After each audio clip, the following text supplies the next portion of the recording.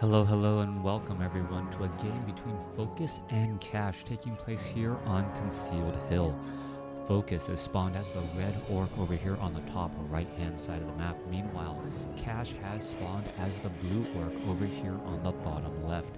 This is an orc mirror match, and what I'd like to see in mirror matches is I like to compare build orders and start to figure out where they start to deviate.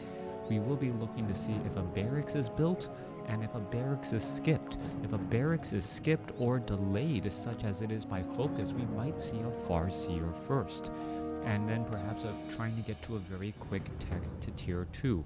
If you see the barracks and then see it also followed up by that Voodoo Lounge, depending on the timing of that Voodoo Lounge, you can also infer and figure out what particular type of strategy they're going for there. We'll see if I am right or if Focus is just doing a little bit of an unordinary opening here, as the Orc Burrow is going to be done, and it is going to be a Farseer first coming in from Focus. Meanwhile, it will be a Blade Master coming in from Cash. Now, what does the Farseer allow you to do? The Farseer allows you to summon Spirit Wolves, obviously, but with that Farseer, you're able to put harassment using a single unit without having to get the barracks. And by delaying your barracks, you're then able to tech to tier 2 slightly faster. And then you have, well, different types of options. Meanwhile, Cash is going for an opening with spending precious lumber on the barracks and the Voodoo Lounge, and also the time it takes to build those two particular buildings as opposed to actually harvesting. Focus already teching the tier 2 now well before the 2-minute mark, now also getting that other Orc Burrow. Now originally I had wondered, why get that second Orc Burrow? You are nowhere near your supply cap, you have no production buildings. But as I looked, if you do end up getting harassed, you want that additional Orc Burrow for places for your peons to hide. You're able to hide those precious peons early on, and the Orc Burrow is still a building that you will need eventually anyways. Farseer already making its way out across the map now.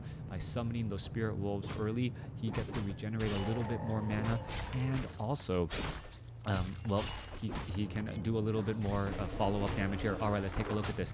Only one single Orc Burrow right here. You can take a look at the Peasant's Blade Master now making his way over. It does end up selling some of those items. I believe that Spirit Wolf will get taken down, but at the hands of that one Orc Burrow. So by having the Orc Burrow deal that damage, it's not actually able to give any experience. Meanwhile, the Blade Master is having a little bit of difficult time trying to do anything here. You can take a look at this. That Orc Burrow will end up getting taken down. Are we going to see re-summoning right there? No, Farseer doesn't have any experience. Blade Master has some, but he's still putting pressure down. By constantly putting pressure, even though he is not getting any experience, he is still buying himself time and making sure that the attention and the focus is not on him. Double Feral Spirits once again are going to go ahead and dive on in onto the Orc Burrow. You can see two Orc Burrows are here ready to go. One Spirit Wolf does get taken out at the hands of the Blade Master.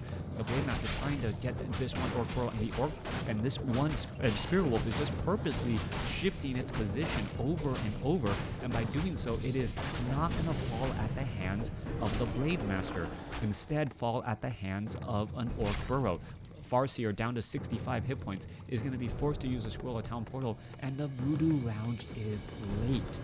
That is incredibly important to know, that the Voodoo Lounge is actually a bit late. It's going to stop the healing on that Farseer, and if the Blade Master were to perhaps wind walk and make its way over, it would be able to take down this Farseer now.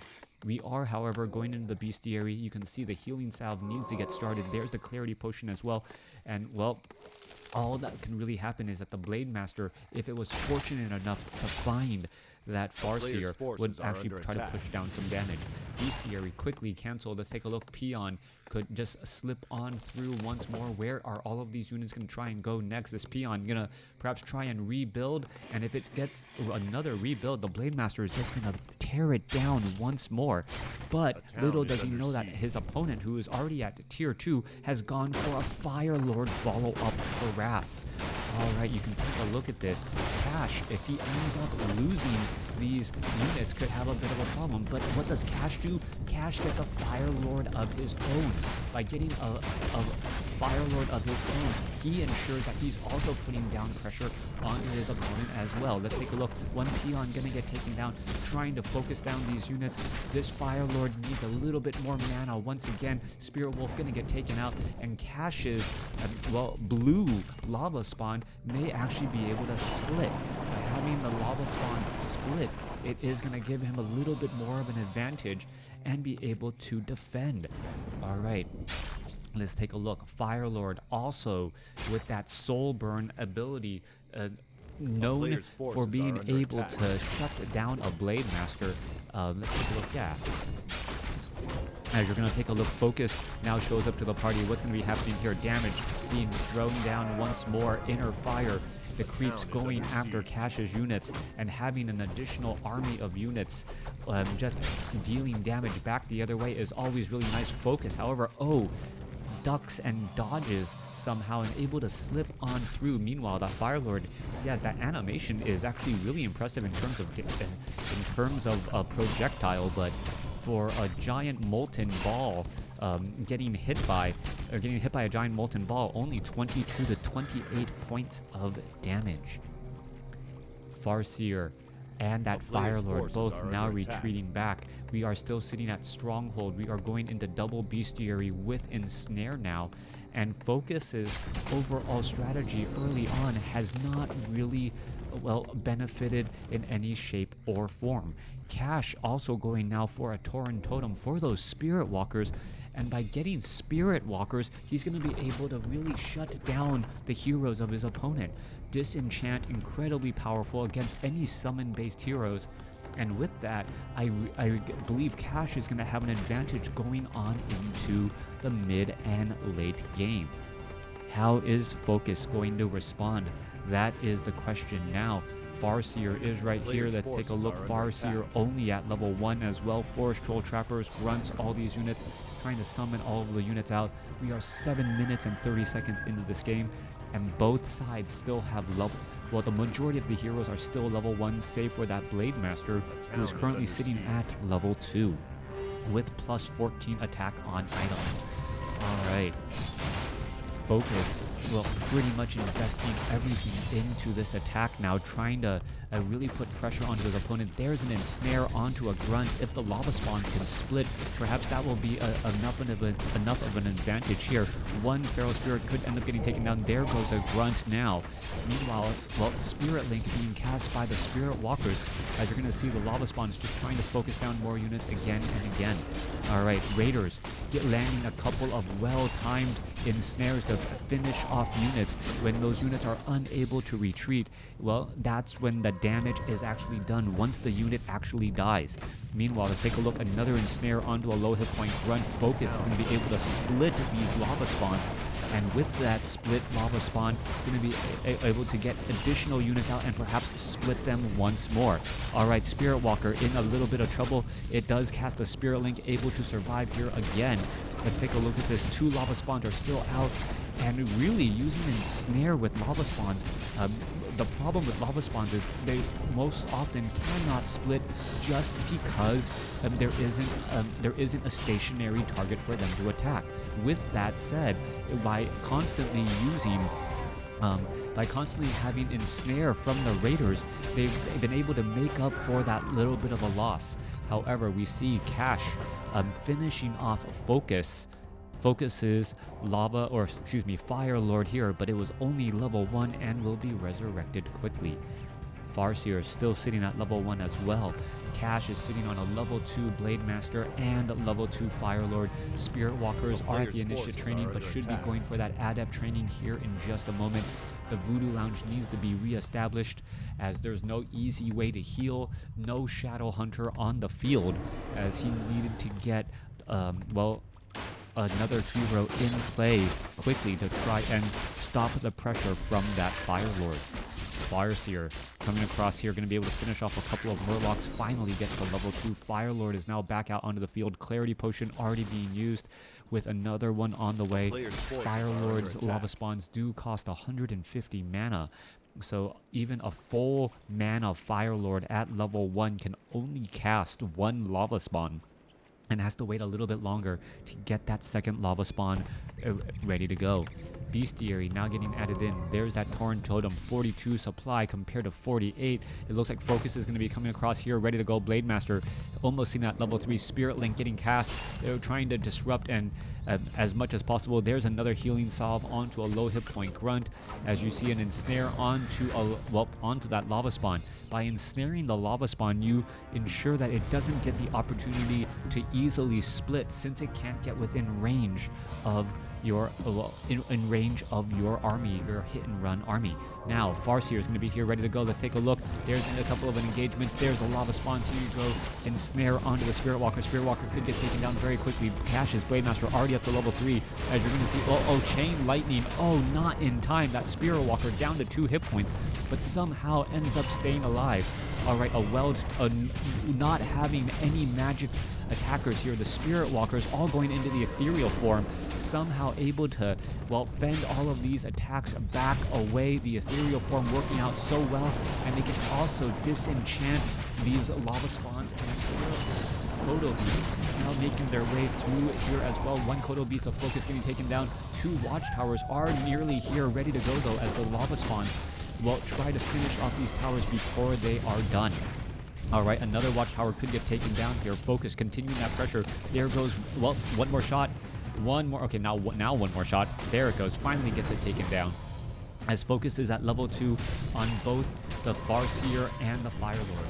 Alright, Watchtowers trying to be built off to the side. Once again, Kodo Beast is slowly digesting a Grunt here. Raiders still making their way out, not having any easy way to deal magic damage. You can see 3 Spirit Walkers just causing so many problems across over here. They are getting healed back up with healing salve as the Fire Lord falls for a second time.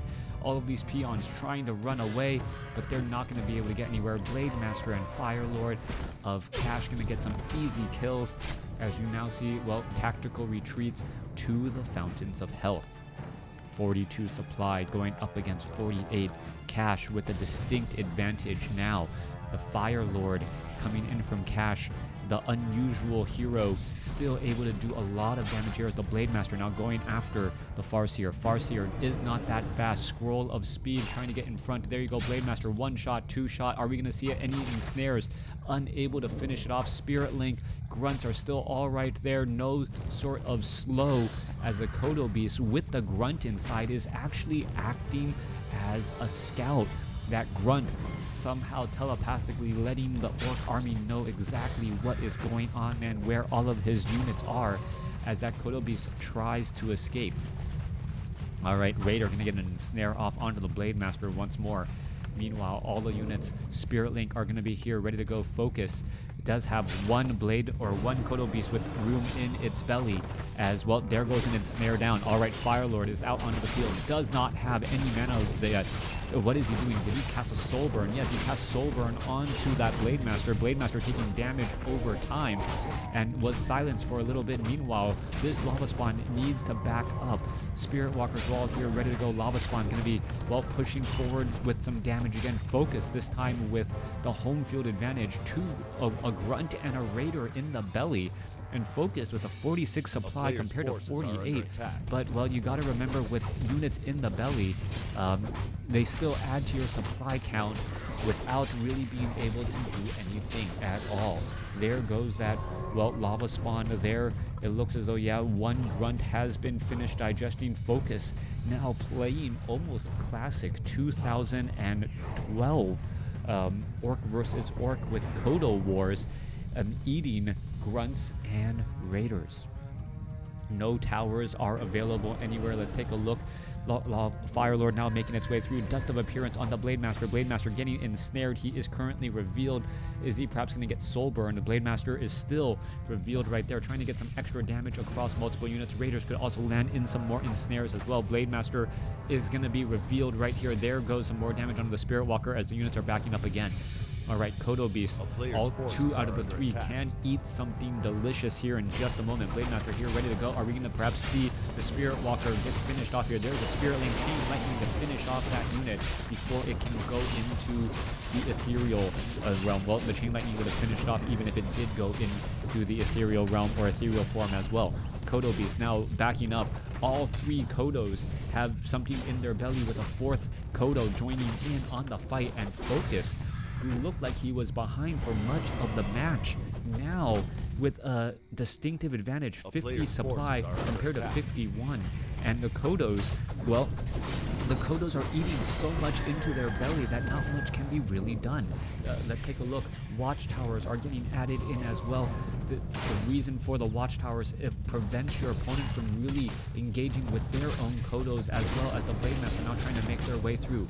Hungry Kodos coming back and forth again. Keon with a whole bunch of Spirit Link, just trying to split all of that damage across multiple units. We're going to see a splitting lava spawn here in just a moment. There they go, 2 lava spawns do definitely split right there. Raiders have to be very careful. They cannot be attacking buildings. They will end up dying because of the spiked barricades. All right, Kodo Beast now looking to back up again. 3 watchtowers are about to be finished.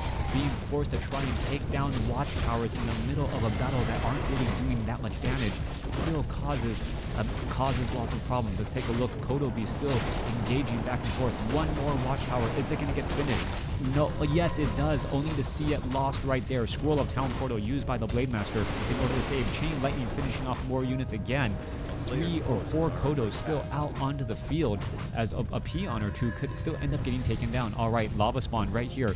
Let's take a look. Kodo Beast. So many units are inside that belly there. There is the GG Cash losing that Fire Lord, and in the end, Cash, who had a higher score, ends up losing. Cash won in units, won in hero experience, only lost in resources, and that's just very minimal indeed.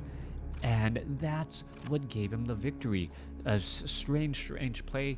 Focus going back to classic 2008 to 2012 strategies of Hungry Kodos in this Orc Mirror match.